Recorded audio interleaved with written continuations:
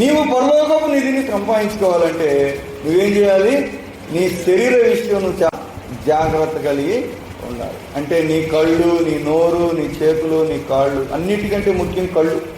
ఎందుకంటే నీ కన్ను వెలుగుమయమైందైతే దేహం అంతా కూడా వెలుగుమైంది. ఎవరు చెప్తున్నారు? నీతో దేవుడు ఏం చెప్తున్నాడు? నీతోనే చెప్తున్నాడు. ఏం చెప్తున్నాడు దేవుడు?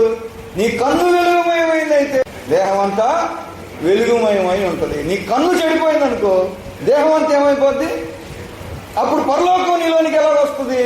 నేను చెయ్యి పెట్టి నెత్తి మీద, నువ్వు నీ కంట్లో పోసి, నెత్తి మీద పోసి, నోట్లో పోసాను అనుకోండి, ప్రార్థనా తైలం, అయినా కూడా పరలోక రాజ్యం నీలోనికి రాదు. ఎందుకని? లోపలేముంది? సంఘం తెలుసుకోవాలి ఈ విషయం. ప్రభువును మేము సేవకునిగా దీవిస్తాం, అందరూ దీవిస్తారు. కానీ నీ కన్ను నీవు సరిగా పెట్టుకోకపోతే పరలోక రాజ్యపు నిధి నీవు సంపాదించుకోలేకపోతున్నావు.